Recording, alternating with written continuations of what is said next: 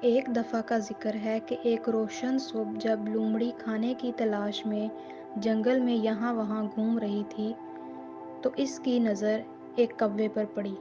اس نے ایک کوے کو دیکھا جو ایک درخت کی ٹہنی پر بیٹھا ہوا تھا۔ یہ کسی بھی طرح سے وہ پہلا کوا نہیں تھا جو لومڑی نے کبھی دیکھا نہ تھا۔ اس بار جس چیز نے اس کی توجہ اپنی طرف کروائی اور اسے دوسری نظر کے لیے روک دیا وہ یہ تھا کہ خوش قسمت کوے نے اپنی چونچ میں تھوڑا سا پنیر پکڑا ہوا تھا۔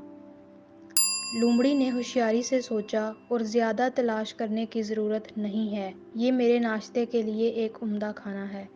وہ اس درخت کے پاؤں کی طرف ٹہل گیا جس میں کوا بیٹھا تھا اور تعریفی نظروں سے اوپر دیکھ کر پکارا، گڈ مارننگ پیارے کوے۔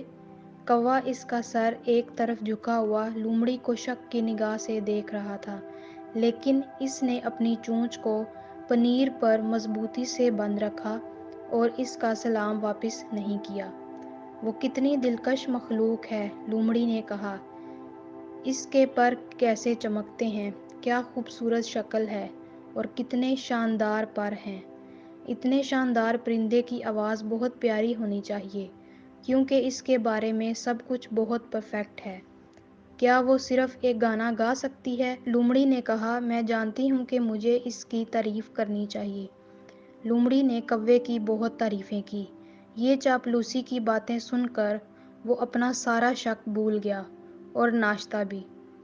وہ پرندوں کی ملکہ کہلانے کا بہت خواہش مند تھا، لہٰذا اس نے اپنی چونچ کھولی اور گانا سنانے لگا اور کوے کی چونچ سے وہ پنیر نیچے گر گیا، جس سے لومڑی بہت خوش ہوئی اور اس نے پنیر کھایا اور جاتے جاتے کوے سے کہا، آپ کا شکریہ۔